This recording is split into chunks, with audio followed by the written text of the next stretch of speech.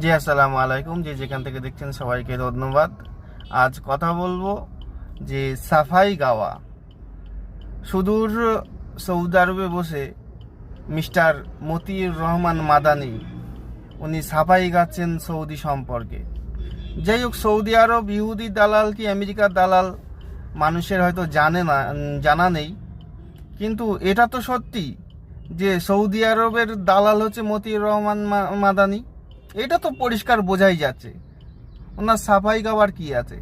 তারপর কথার শুরুতেই বেদাতি, শুধু কথায় কথায় বেদাতি। এরা কারা? কথায় কথায় ইরানের লোক, খারেজি, মোতাজিলি, বিভিন্ন রকমের বক্তব্য এরা দেয়। এরা কারা? এরা মুসলিম উম্মার ভাইরাস। এরা মুসলিম সমাজের ভাইরাস। কেন? এরা জীবনে আপনাদেরকে ঐক্যবদ্ধ হতে দেবে না, দেবেই না আপনাকে ঐক্যবদ্ধ হতে। শুধু বলবে ওরা বেদাতি, ওরা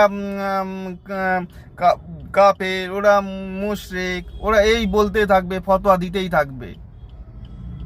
সুদূর সৌদি আরবে বসে সৌদি আরবের পৃষ্ঠপোষকতায় খালি দালালি করছে। সবগুলো দালাল বাংলাদেশে।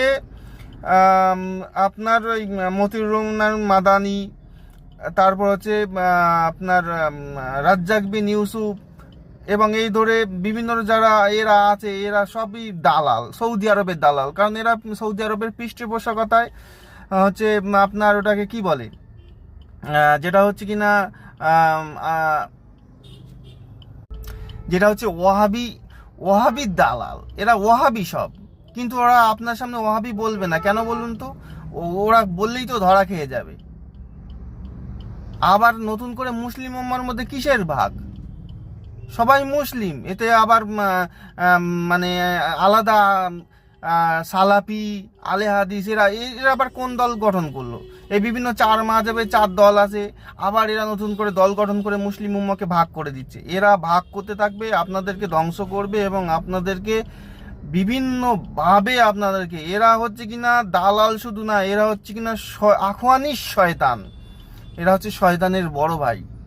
এদের থেকে দূরে থাকুন।